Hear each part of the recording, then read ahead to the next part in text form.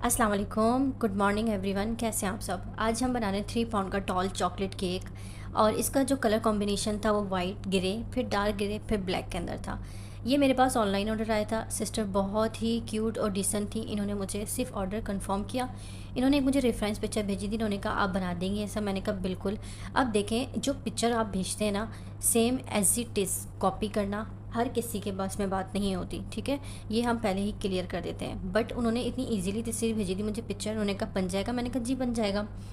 सो जी, हमने केक को बनाया और इन्होंने मुझसे कहा था कि मुझे जो केक है ना वो बहुत ज़्यादा जूसी चाहिए, बहुत ज़्यादा, क्योंकि उनको जो है सिर्फ डिलेजिया के केक ही पसंद है या लेयर के। तो वो जो है वो 3 मिल्क की आई थिंक मुझसे मांग रही थी। तो मैंने कहा ये टॉल केक है ना 3 मिल्क की नहीं बन सकता, क्योंकि वो बहुत ज़्यादा सोगी होता है। सो हम बहुत ज़्यादा सोगी केक को टॉल में लेके नहीं जा सकते, क्योंकि डिलीवरी के टाइम पर डिसबैलेंस होकर ये गिरने का वो होता है कि शायद टूट जाए या फिर गिर जाए, ठीक है, डिसबैलेंस हो जाए।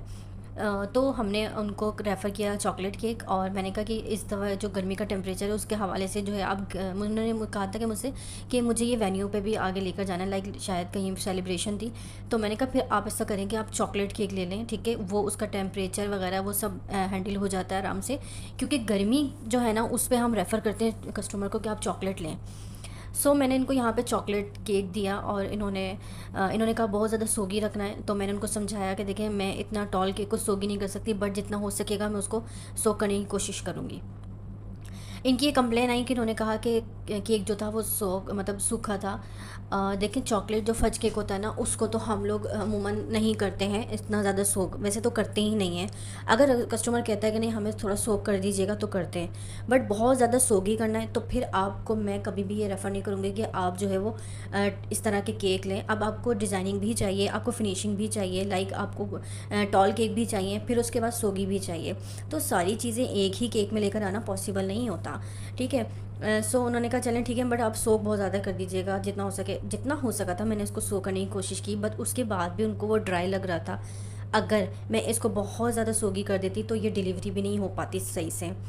तो अल्हम्दुलिल्लाह सेफ़ली डिलीवरी हुई और अच्छे से हुई। इन्होंने ऑर्डर मुझे दिया था एक दिन पहले, जिस दिन ये ऑर्डर था उससे एक दिन पहले इन्होंने ऑर्डर दिया था। फिर इनका सडनली मुझे दोपहर में मैसेज आया कि जी डिलीवरी जो है वो नहीं करनी है। मैंने कहा क्यों? तो उन्होंने कहा कि मेरे चचा का इंतकाल हो गया है, तो मैं इस वजह से आज डिलीवरी नहीं ले रही हूँ। मैं आपको बता दूँगी कि मुझे कब चाहिए। मैंने कहा ठीक है। स्पंज मैंने बना लिए थे, इनके चॉकलेट स्पंज थे, वो मैंने बेक कर लिए थे। नेक्स्ट डे इनका मैसेज आया कि 3 बजे दोपहर को डिलीवरी करनी है।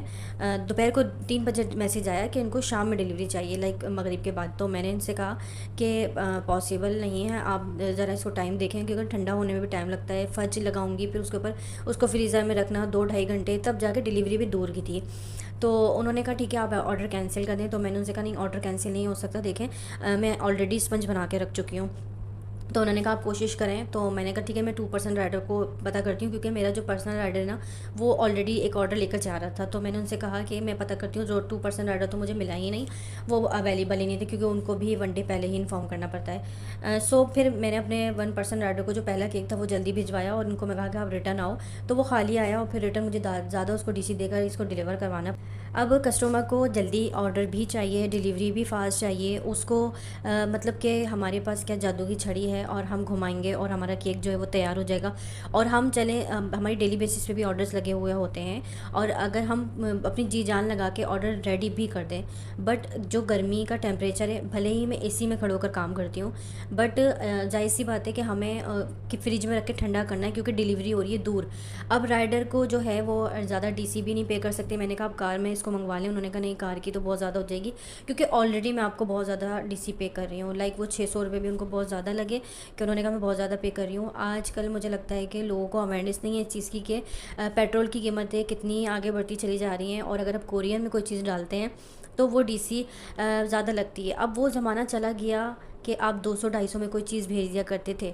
अगर आप 200-250 वाला आप सोचते हैं कि हम 200-250 में, देखें पार्सल नहीं आ रहा, आपके पास केक आ रहा है, कोरियर के अंदर आ रहा है। तो इस चीज़ का आप ख़ास ख्याल रखें। जब भी किसी को ऑर्डर देने लगे, मैं नहीं कोई भी होम बेकर हो, जब भी किसी को आप ऑर्डर देने लगे तो इतना माइंड बना के रखें कि 5 मिनट से अबव आपकी DC कहीं पे भी हो आपकी लगेगी। तो फिर बेहतर ये है कि आप या तो पिकअप ले लें या तो फिर आप कार की DC अफोर्ड करें। आई होप कि आप लोगों को बात समझ आ गई होगी। Thanks for watching. अल्लाह हाफ़िज़।